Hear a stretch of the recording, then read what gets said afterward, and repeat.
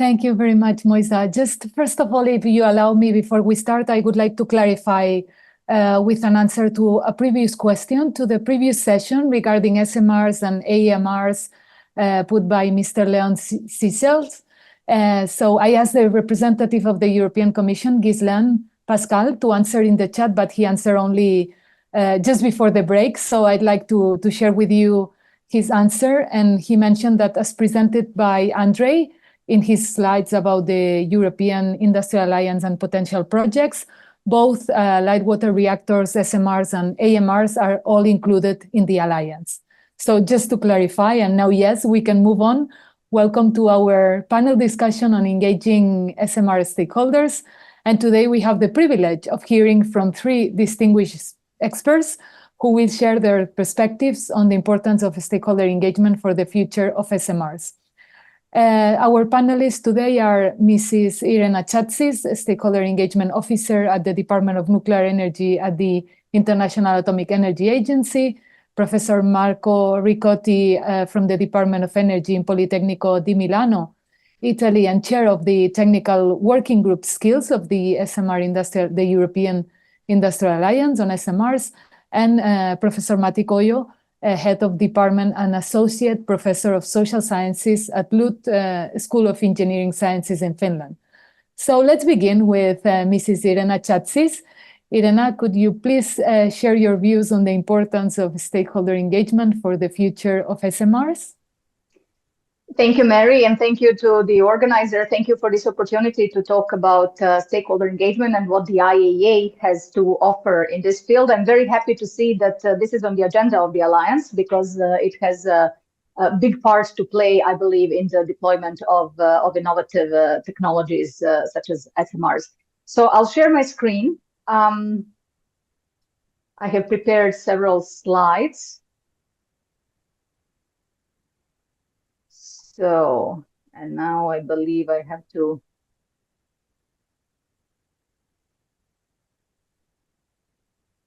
So I think this should work. Yeah, it works. Yeah. Super. So I'm not going to spend a lot of time on describing what the IAEA is and what we do. World Center for Cooperation in the Nuclear Field, and we foster one of the tasks that we have is to foster sustainable nuclear energy by supporting existing and new nuclear power programs around the world. So on stakeholder engagement, I wanted just to point out the key principles according to the IAEA for stakeholder engagement for nuclear power programs. So building trust, demonstrating accountability, exhibiting open and transparent communication, and this means two-way communication, practicing early and frequent consultation, and communicating benefits and risks of the technology. And we often emphasize that stakeholder engagement is a crucial element of a complete nuclear program. So this is something we have been doing for years now, organizing various events and providing writing publications together with our member states, organizing training courses, workshops, various meetings, expert missions, and so on. There has been a growing interest among member states, and this is a very good sign because member states are interested in doing nuclear power programs differently than it was done in the past.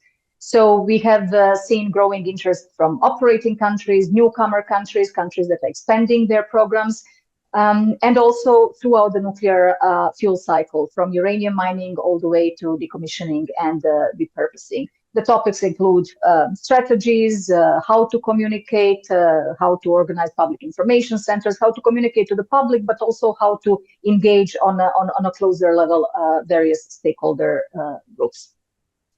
These are some of the events, just to give you a taste of what we do. So we will have a side event during our general conference, which starts next week. And it will be dedicated to the communities hosting nuclear facilities. We have a technical meeting on a very similar topic on strengthening that local stakeholder engagement.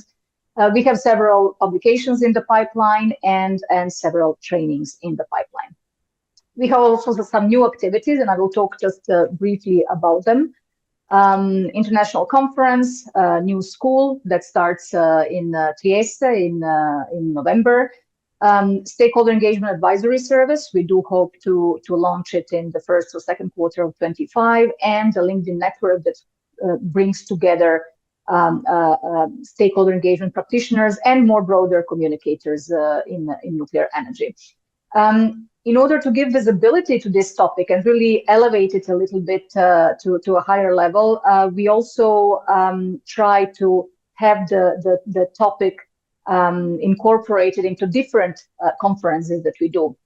So we have panel sessions on the topic in conferences that are technical, that are dealing, for example, with uranium mining or decommissioning or spent fuel management and so on.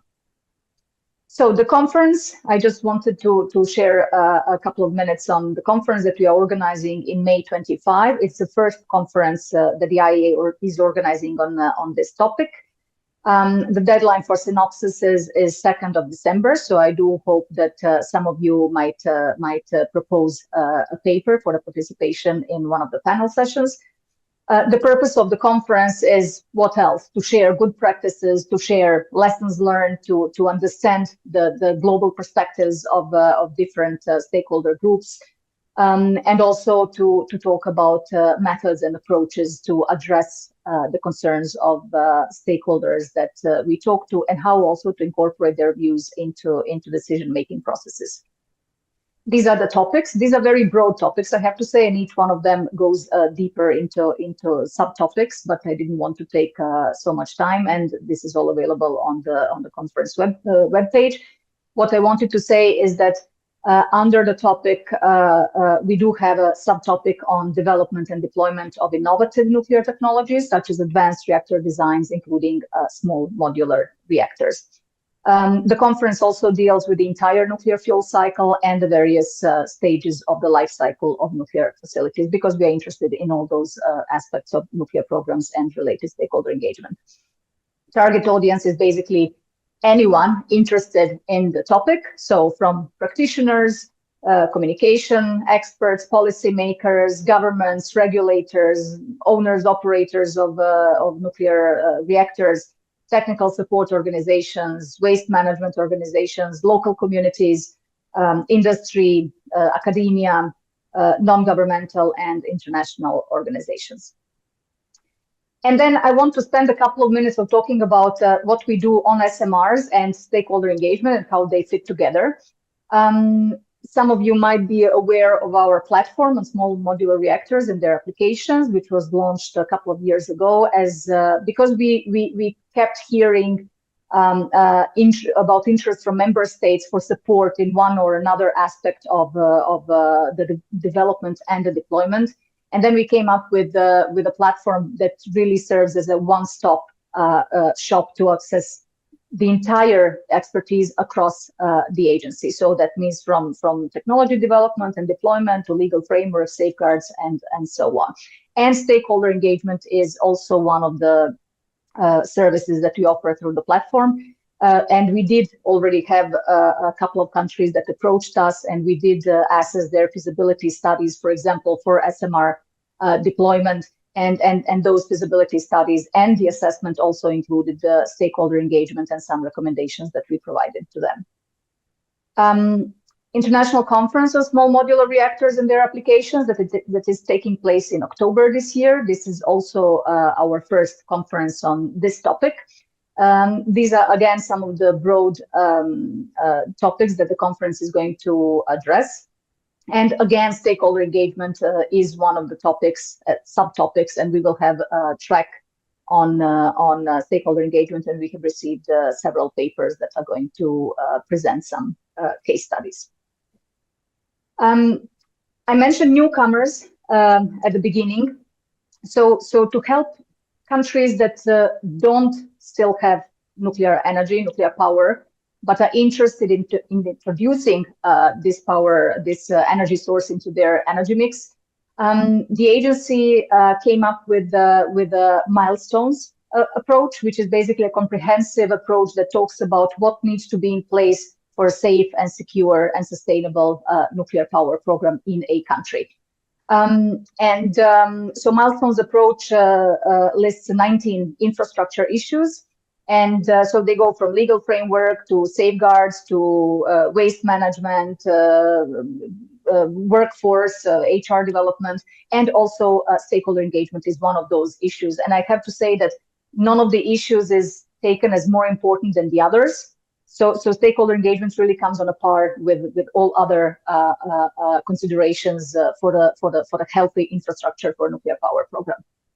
So this year we issued a revision of our original publication dealing with those milestones, and we do have a section on SMRs. This is another first for us, and you can find this publication online. So we do say that Milestones approach remains applicable to the infrastructure of SMRs, because they are to a large extent similar to that required for large NPPs. And we've heard today already the discussion about whether they are light water reactors or they are advanced Gen 3 or Gen 4. So, but the conclusion, and I have to say the publication was done with member states. So it's not only the IAEA secretariats, it's really experts from member states. So the conclusion was that a Milestones approach remains applicable to SMRs as well. And stakeholder engagement as part of it also remains very important for SMRs. Now, having said that, of course, more experience is needed. And as you all know, we don't have much experience on stakeholder engagement, in particular for SMRs. So this is something that we will have to work on. When talking about this, as an international organization, of course, I could not choose one of the main stakeholders. I did, however, compare what we normally, and in the milestones also, what stakeholders are considered to be the key stakeholders. And I don't see, honestly, that there is much of a difference between what the Alliance came up with and what we also offer.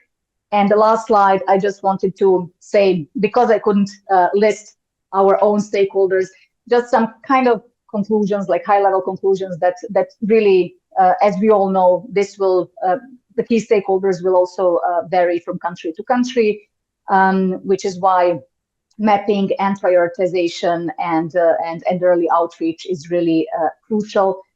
Building understanding and a base of informed stakeholders. So we need also to enable stakeholders to participate in those processes, and something that Mary also mentioned earlier, that all concerned citizens should be provided or enabled to participate in the processes. So I hope, Mary, I didn't go too much over the time. Thank you very much, and I'll be happy to take any questions. Thank you. Thank you, Irena. I can confirm the increasing interest of the IAEA in stakeholder engagement. I've been collaborating with the IAEA for a long time, over the last 20 years. And at the beginning, we started talking about social and political factors and something like that. And then about acceptance, then about involvement, and now we move to engagement. So yeah, and now I'm happy to see that we will have this international conference on this topic that will be organized by you mainly in May and your colleagues. So thanks, Irena, for this presentation. I suggest we move to Marco's presentation now, and then we leave some time for the questions afterwards if you are available. Yes, Irena? Okay. Okay. Okay, Marco. Thank you. Thank you, Maritel. Thank you for the invitation, and good afternoon to all the colleagues that are in the meeting room in Slovenia. Let me share immediately with you my few slides. Okay.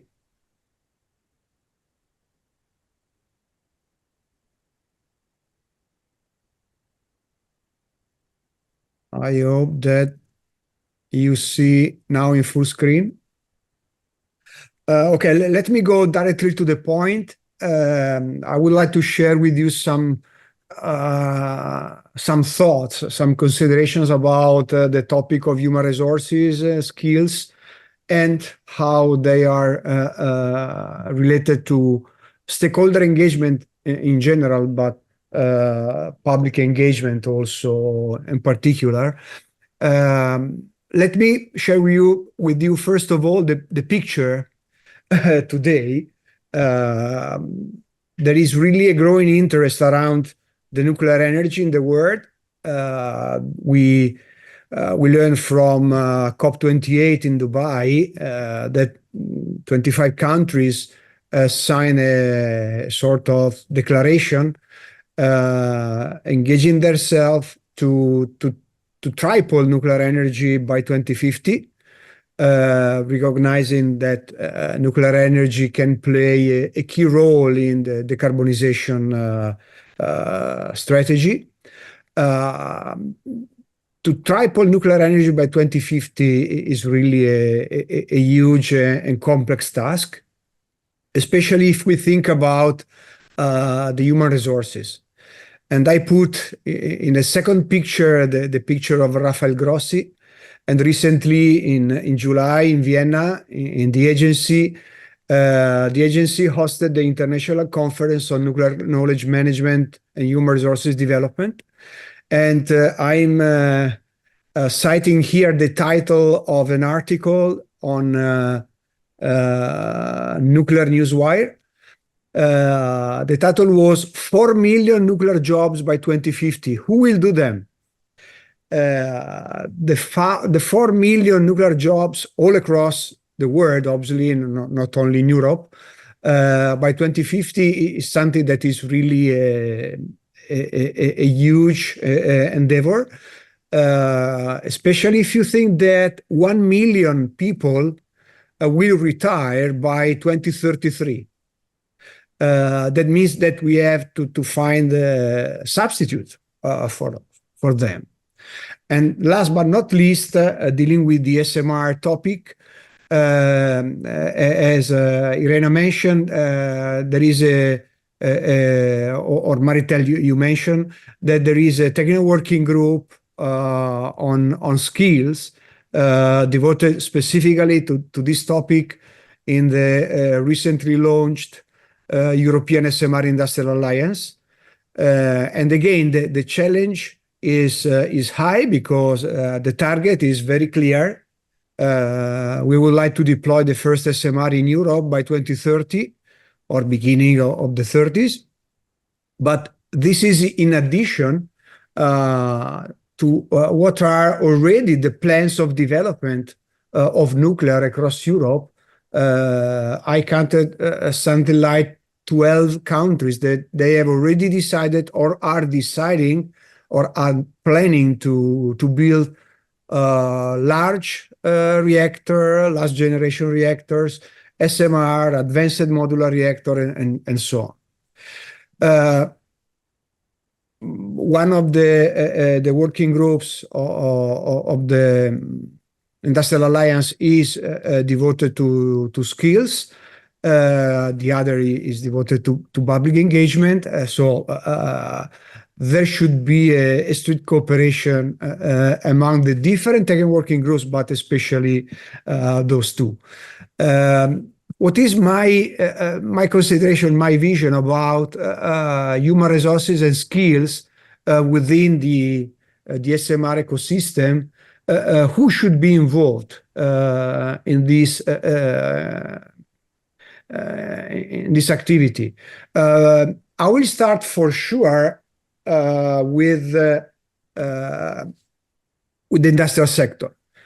That are the industries, the nuclear technology developers, so the SMR vendors, for example, but all the supply chain. Not only them, but also all the final users, that is the energy sector, the utilities, the energy companies, but also the regulators, because all these organizations, they will need personnel, they will need trained, well-educated, well-trained, well-skilled persons to substitute the people that will retire, to increase the business, very likely with new skills, not only with the, let's say, traditional education and training process. So for sure, they will need this huge amount of persons. Obviously, also the educational and training organizations will be obviously involved. but I think in a different way from the past. I think that we will need more collaboration in the whole path of education and training, from the high schools up to the PhD and to the higher education, because the complexity of the world where we are living, and the complexity of the industrial, economic, political issues that are really correlated, they require to think probably in a different way the whole process of education and training.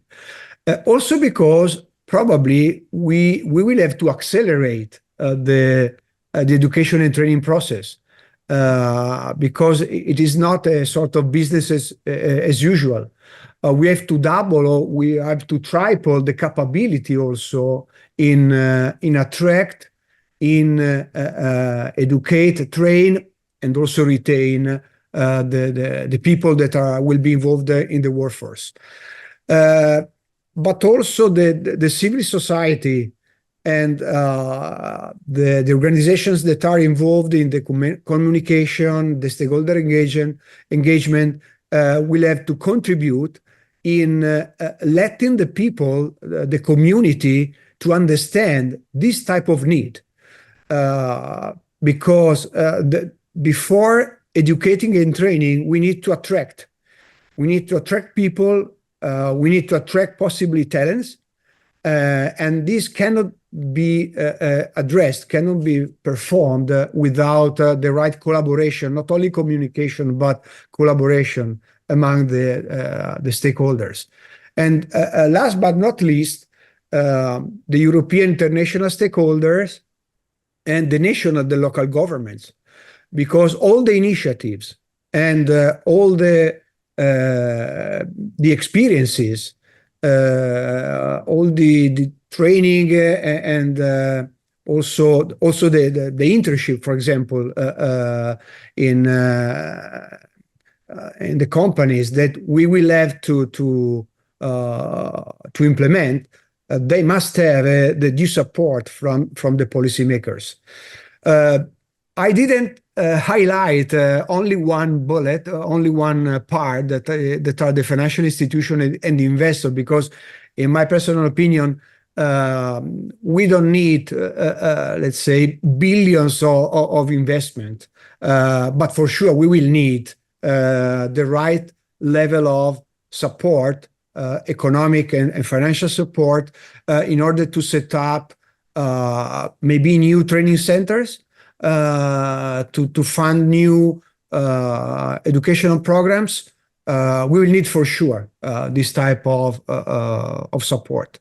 But I think that here the financial institution will be mainly involved during the delivery phase of the SMR technology. So what are my final comments and a couple of recommendations? I think that there is not a possibility to attract both the young generations, but also the experienced professionals from other industrial sectors, but because we will need to attract also that type of personnel if we don't have a suitable stakeholder engagement in place. And the second comment is that the engagement process has to start for the human resources and the skill issues to start since the early age of the people. So middle schools, high schools, to prepare suitable educational material books and so on. It's not only a topic for universities. All the ecosystem has to be engaged. My recommendations are that we should start now engaging all the stakeholders, especially in the public side, for example, the NGOs, the local communities, the schools, and all the other stakeholders. And with respect to your effort, I think that the Slovenian initiative on SMR could be a very interesting case study or could be offered as a pilot experience at European level within the European SMR Industrial Alliance, but not only. And this is my last comment. Thank you. Thank you very much, Marco. And we hope we will have these synergies between the technical working group skills and engagement, because as you said, it's really important to both collaborate with each other and address this challenge together. The more, the better. So thanks. And we move now to the final presentation of this session, Professor Matti Kojo, who is involved in this interesting research project on public opinion in Finland. So Matti, the screen is yours. Thank you so much, Mary. And thank you, first of all, for the invitation to this event and the possibility to share you some insights from Finland. And I also prepared some slides. I hope you are able to see them. Can you see my slides now? Yes. Good. Mm-hmm. So I work for the LUT University in Finland, and I talk about the case of Finland, and have prepared this with my colleague, project researcher Nina Kiviluoma. So first, I want to share some very topical piece of news.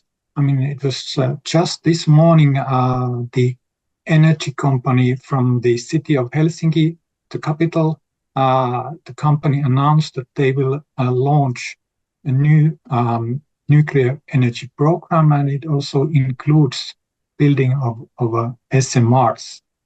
And also there are some other activities like this technology provider Steady Energy. They are planning to start construction of first SMR pilot plant next year. So, I mean, this kind of activities are currently going on in Finland, and the question is really topical here.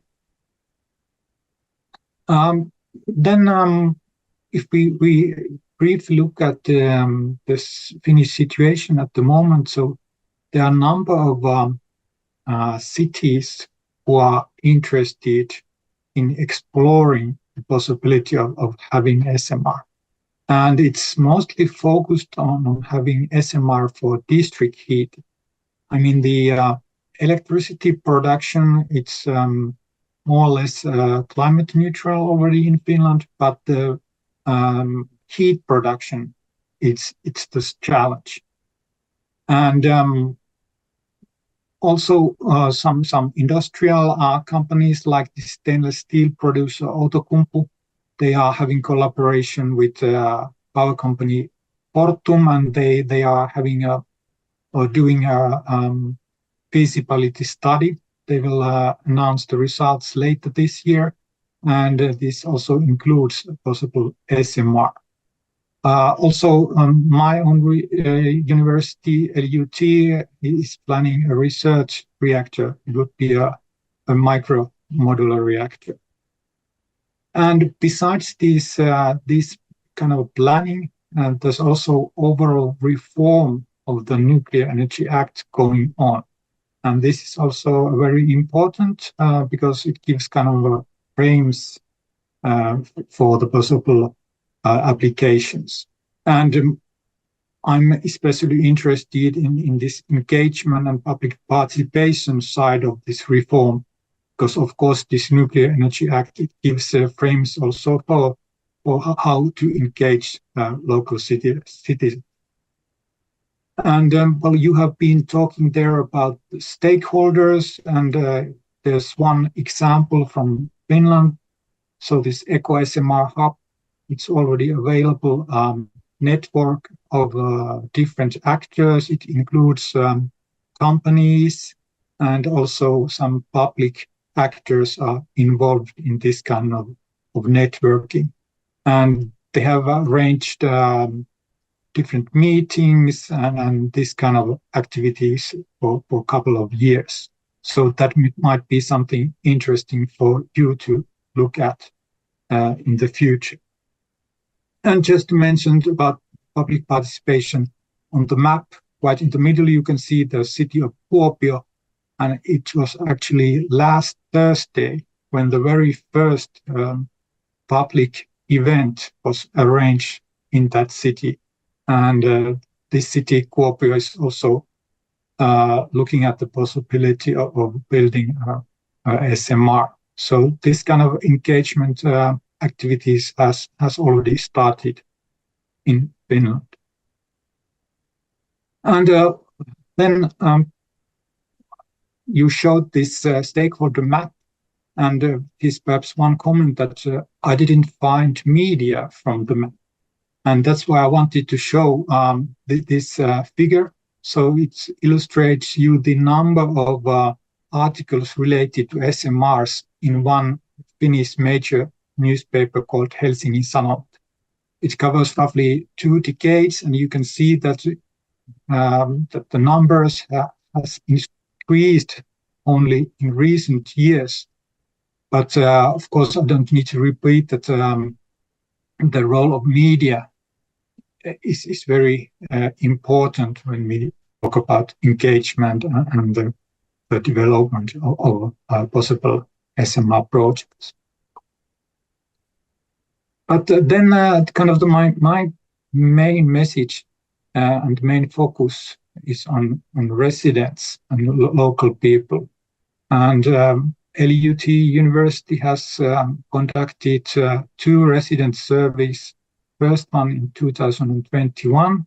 It was in collaboration with the University of Jyväskylä here in Finland. And the second one in 2022. So after the beginning of the unfortunate war in Ukraine. And this resident survey, it covers the Helsinki metropolitan area. So there are 3 major cities, Helsinki, Espoo, and Vantaa. And in 2022, we also covered the city of Tampere. I won't go into the details, but just to mention that it was a web-based survey.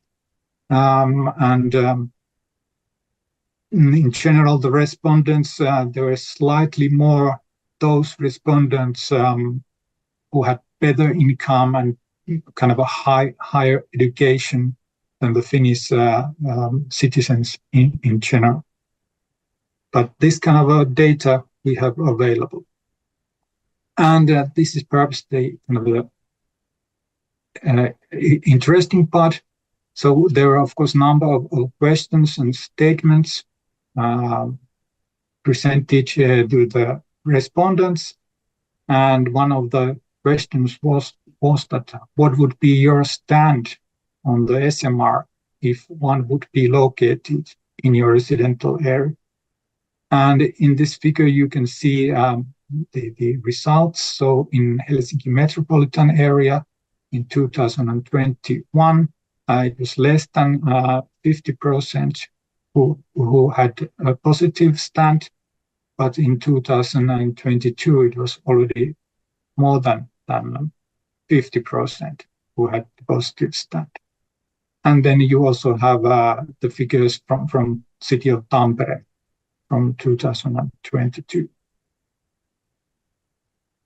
And perhaps even more interesting is to look at this stand towards a possible SMR based on socio-demographic factors.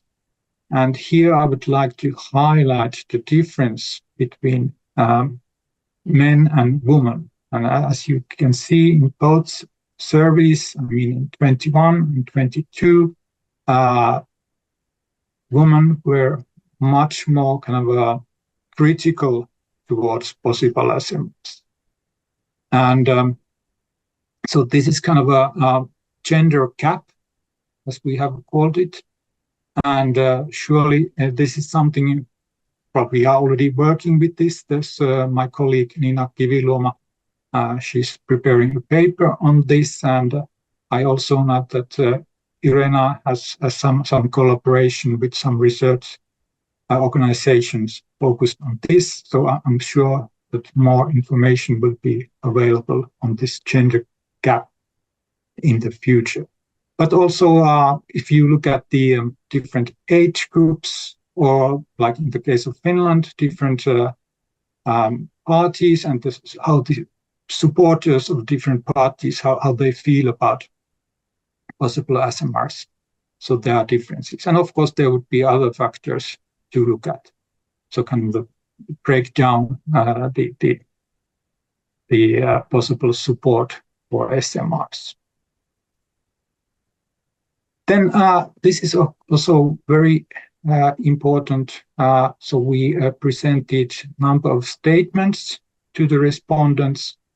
And if we start from the top, so residents must be informed about a possible SMR project. So it's quite evident, and nearly 90% of respondents in Finland agreed with this statement. So really, residents, they want to have information about this project. But also the second statement, residents must have an opportunity to participate in collaborative planning. So it was nearly 70% of the respondents in Finland who agreed this. We didn't define what this collaborative planning means. There are, of course, different ways or different methods to have co-creation and this kind of activities. But in case of Finland, a majority would like to see this kind of engagement activities. Then there's this statement that the city council must have a right to accept or reject the project, I mean the SMR project. And the current legislation in Finland, it includes the right of veto for the nuclear community. And that's why it was also mentioned in our questionnaire. And as you can see, well over 50%, more than 60% agreed with this statement. And also a consultative referendum at local level got quite high support, more than 50% of the residents.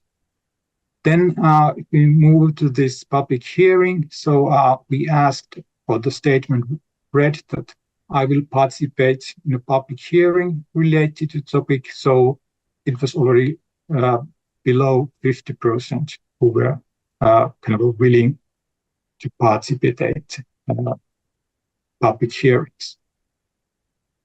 And finally, we also asked that about the possible protest against SMR. So in the case of Finland, it was something like 20% who would be willing to participate in protest against possible SMR. So this gives you some kind of a idea that how the residents in the Finnish capital area, how they feel about this. And of course, if you have possibility in Slovenia to contact surveys, that might be helpful also for you. But then I also already mentioned the war in Ukraine, and this was one of the statements we asked in the survey of 2022. So the statement was that my sense of nuclear safety has decreased since the Russia's attack to Ukraine. And as I mentioned, that in Finland, most of the possible SMR plans, they relate to district heating. And these SMRs, they should be located quite near the major cities. They should be part of the existing district heating system. And that's why we wanted to ask how this war in Ukraine has affected. And again, you can see the gender gap. So it was nearly 50% of women respondents who agreed with this statement. And again, you can see based on different sociodemographic factors that how different respondent groups feel about this.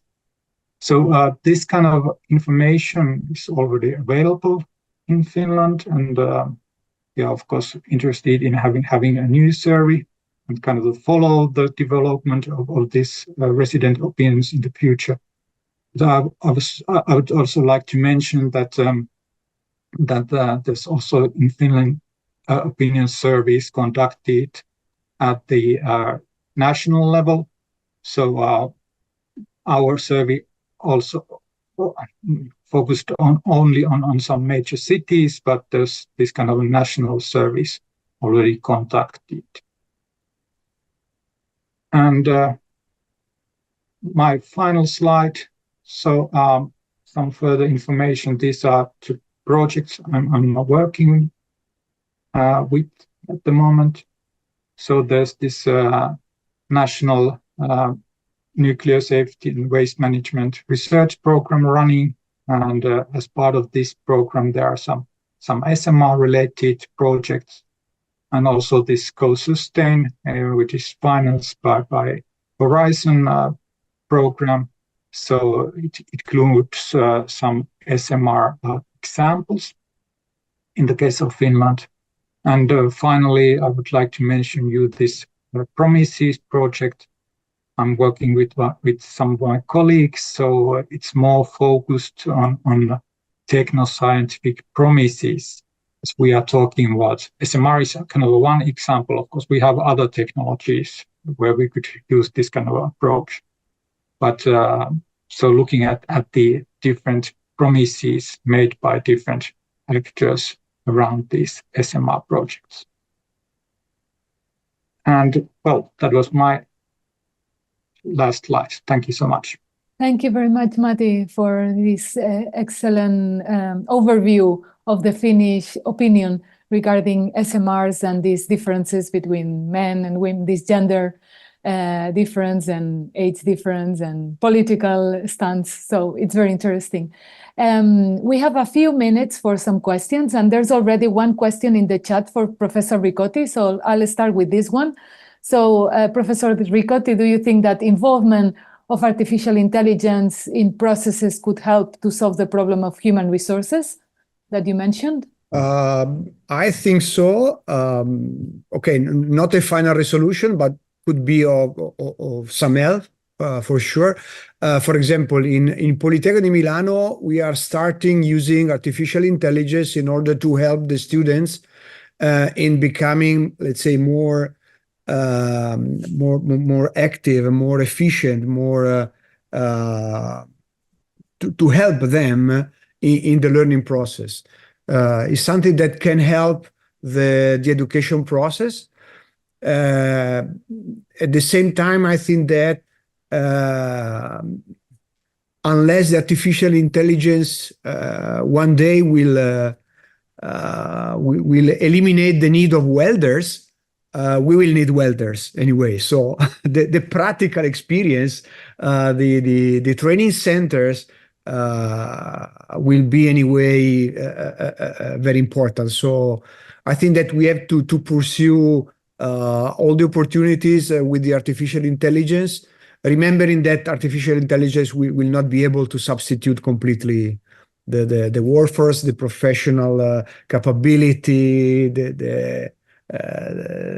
all the capabilities that a person can put in place. Okay, thanks a lot, Professor Ricotti. I'll move to Irena, and then I'll see if there's any question. Moisa, maybe you can collect questions in person. So to Irena, we see that the platforms such as the European Industrial Alliance can play an important role in the development and deployment of SMRs in Europe. So what do you think is the role of this international cooperation on SMR and stakeholder engagement? You already presented this platform that the IAEA has. Is there anything else that you think of? Well, I think first of all that all both technically and socially complex endeavors can benefit from international collaboration. Take fusion, for example, or SMRs. So I think it's simply very difficult for one country to lead on all fronts that are needed to deploy them safely and securely. And I think this is where organizations like, Alliance for Europe or the IAEA internationally really have a natural partner and a natural platform for collaboration. I mean, we have almost 180 member states. 30 of those are operating nuclear power plants. 30 are very interested in or are already embarking on power programs. So I think we're really a natural platform to exchange the existing experience and to learn something new. I hope that answers.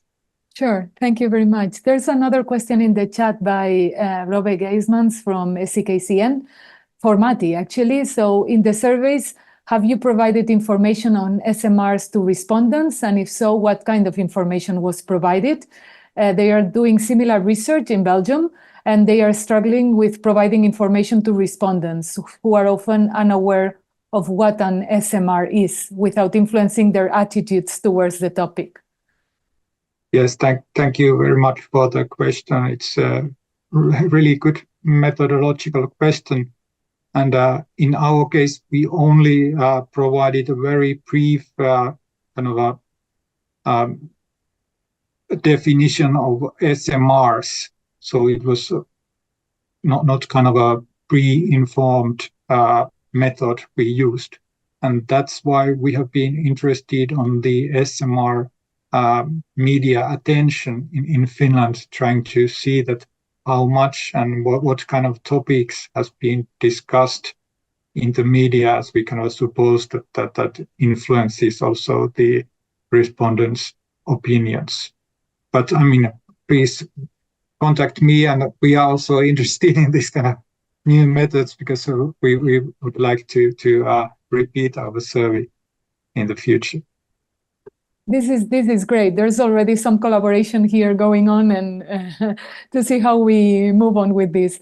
Another question we had for Mr. Ricotti, because it was like, we see that in the European Industrial Alliance, there's a huge number of Italian stakeholders involved, whereas I've heard from these people that they cannot have similar debates as we are having today in Slovenia in Italy, because it's kind of taboo to talk about nuclear. Yeah. So how do you, this paradox of this high number?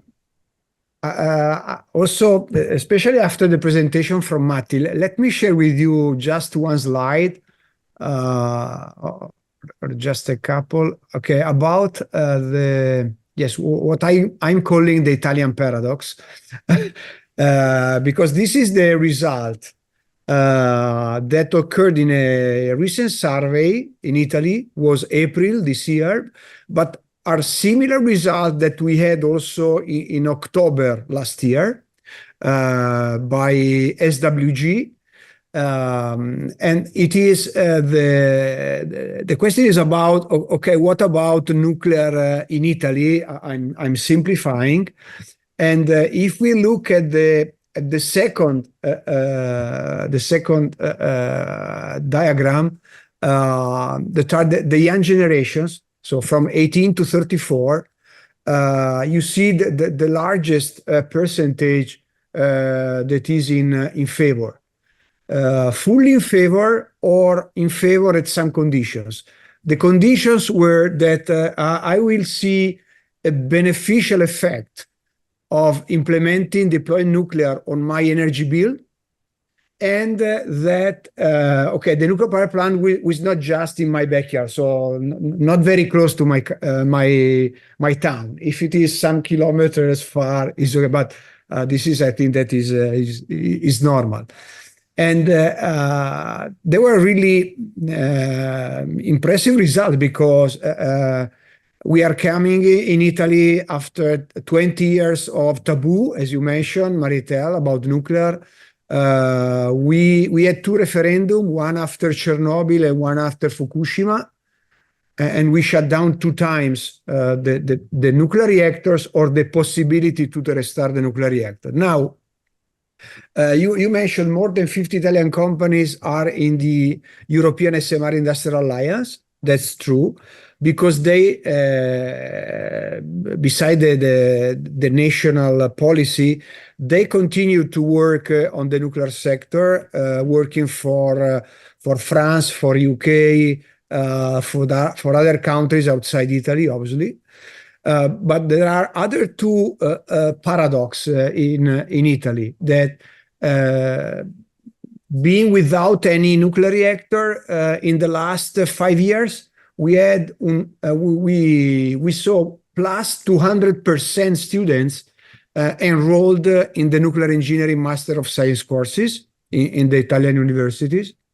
And we are keeping a very good rate of successful participation in Euratom projects. In 2021, 50% of the projects that were selected, they had one or more Italian organizations participating. In Italy, in the last year, the Ministry of Environment and Energy Security set up a so-called Sustainable Nuclear National Platform. We are working in 8 working groups addressing the topic of the potential restart of nuclear in Italy. And one working group is specifically dedicated to environment, public engagement, and media. And I already shared with them that today we will have this type of interaction, and Slovenia is starting the process. So very likely there could be a link, a collaboration among the two countries. And the latest news is 2 days ago, on Saturday, the 7th, in Chernobyl, there is quite a famous meeting, annual meeting, where all the politicians, the ministries of the government, but also the opposition, the industries are coming to share comments and ideas.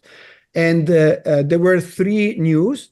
A report performed by Edison and Saldo Nucleare on the restart of nuclear activity in Italy, also or mainly through SMRs and AMRs. A declaration by the Minister of Industry and Made in Italy, Adolfo Urso, that declared that Italy should restart entering the nuclear option. And the last was the Minister of Infrastructures, Matteo Salvini, giving his convinced support to this option. So it seems that SMRs are today the preferred nuclear option for restarting this technology in Italy. Thank you, Marco. So we see a really promising new landscape in Italy, and we hope. And we've seen this also. A political decision should come by the end of this year. Okay, excellent, very good. We'll see if this is the case. We see. Okay, so before we close this panel session, I'd like to ask the speakers if you have any last word that you'd like to share, anything, or we just go to the closing remarks. Yes? Good. Okay, so I'd like to thank you very much for your excellent presentations. It's been really wonderful to have you presenting and engaging in the discussion. It's been an absolute pleasure to moderate this session, and thank you for your insights. And I'd like to give the floor now to Moisa to go for the concluding remarks.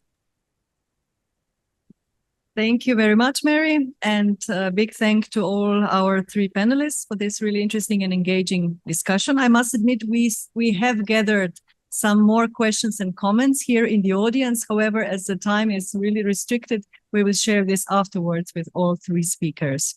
And now, actually, Mary, as you are chairing the Technical Working Group Public Engagement, actually, I would like to give the floor back to you for some concluding remarks related to the future plans of the Technical Working Group, and just to comment on whether you think today's event was helpful, useful, also for the next steps. Sure. Well, first of all, to remind everyone that if you're interested, you can still join the European Industrial Alliance and the Working Group on Engagement. The kickoff meeting will take place on the 16th of October in Brussels, but also online. And it will be an opportunity to really continue these discussions that we have had today. I think it's been a very fruitful event. And I hope this experience we had today can be a pilot for other countries, maybe to launch similar processes of dialogue with the stakeholders on SMRs. But we see that in Finland, they already have something similar, and something similar as well in Italy. So let's see if this is the case in other countries. I believe this is just the start of an ongoing conversation on SMRs in Europe at national and European levels.